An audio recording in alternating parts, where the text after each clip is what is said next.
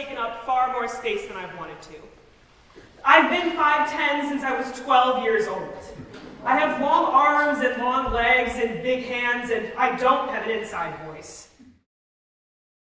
I remember being as young as 4 when I noticed that I was taller and louder and generally bigger than other girls my age, and I remember hating it and not knowing why. At first, I attributed it to simpler reasons, like not being able to fit the same clothes or shoes as the rest of my friends, but there was, and still is, something on a deeper level that made me feel terrible about the amount of space that I take up, to the point where I began to engage in very, very harmful behaviors to try to counteract it. I grew up going to a mostly black school, but I was in the accelerated class, and this led me to have mostly white classmates. Outside of school, I also did theater and dance, which led to most of my friends being soft-spoken white girls with thin body types. I was the only one of my friends that couldn't tuck my legs up under me in a chair when I was sitting down, or pull my t-shirt down over my knees, because my legs were too long for that. I was very, very aware that I took up more space than the rest of my friends, and it really, really hurt. This feeling follows me into my teenage years as well. To this day, I'm glaringly aware that I stick out above the rest of my friends like a weed someone forgot to cut. And since we're conditioned from a very young age to believe that men should intrinsically take up more space than women do, something that often manifests itself in expectations for relationships, for girls like me that are taller or louder or generally bigger than other girls in their friend groups, it can feel hard to even feel pretty when you're surrounded by thin, soft-spoken girls, when both you and the boys around you have been conditioned to see that as the standard of beauty. As a result, when I was younger, I began to resort to very, very dangerous methods of weight loss, because I thought the only way I could potentially feel better about myself was if I somehow made myself smaller. So I resorted to very dangerous methods of weight loss that I found with minimal research on the internet. Our generation was given the combination curse and blessing of having an overwhelming amount of access to information, so there was an entire lifetime's worth of crash diets and tips on hiding that you hadn't eaten anything at dinner available to me. The diet industry is a $10 billion business, and it relies on kids in situations like mine being fed the same image over and over and over again until we begin to see that as the only standard of beauty. Reassuringly, this pressure is starting to come under fire in the media. A recent study by ABC News found that around 20 years ago, the average fashion model weighed around 8% less than the average woman, while today, that number has grown to 23%. Additionally, as of the 2016 spring-summer fashion season, 78% of models in fashion advertisements were white.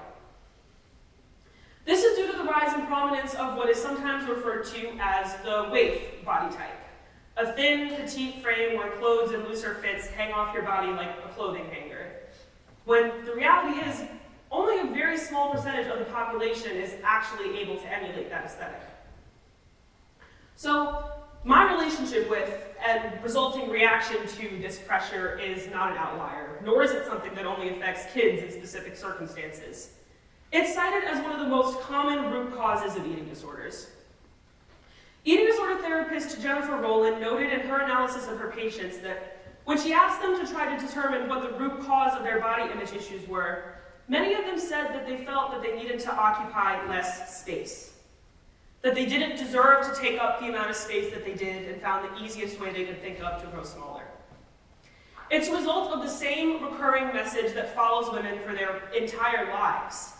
I dealt with this set of issues from the time that I was 4 all the way up until now, and my 47-year-old mother still describes dealing with the same issues herself. And though images surrounding body type are starting to become more widely recognized and acknowledged, there are still other aspects of a larger problem that have yet to be addressed. This is because the pressure to take up as little space as possible is something that permeates many aspects of women's lives, more than we may immediately realize. It also manifests itself in determining whose thoughts and ideas do and do not deserve to take up space in a room. One of my close friends grew up in a situation very similar to mine. She would go to school and be surrounded by thinner white girls and go to ballet practice and see the same thing. And she said that this particular aspect of the pressure to take up less space has been particularly harmful for her. Since middle school, she's constantly been aware of how her thoughts and ideas have been recycled by the lighter-skinned, thinner people around her and met with more praise when coming from them. Eventually, she said, it felt as if it almost wasn't worth it to share her ideas in the first place. She's also not alone in feeling this. Many students, especially young students of color, describe not feeling entitled to the amount of space that they wish to take up with their thoughts and ideas. The Black Student Union at Jones, specifically, is dealing with a very similar set of issues. BSU was created to combat the issue of Black students, especially Black girls, feeling like they didn't deserve to speak up in a classroom setting or feeling the need to censor themselves. One problem still stands in the way, though. The sponsor for Black Student Union is a white male teacher.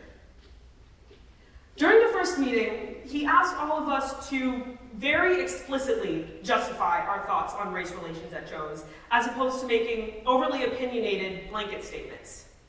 And though BSU is very, very appreciative of this teacher's efforts to aid in race relations in Jones at all, in asking us to water down our emotions so that they were more palatable for him to hear, he was asking us to qualify our thoughts and feelings until he was more comfortable dealing with them.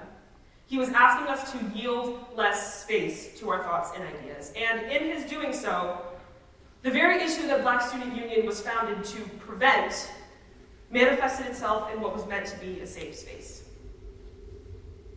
So, in the face of what seems to be an all-encompassing pressure for women, especially women of color, to take up as little space as possible, how do we even begin to go about feeling like we're entitled to the amount of space we take up?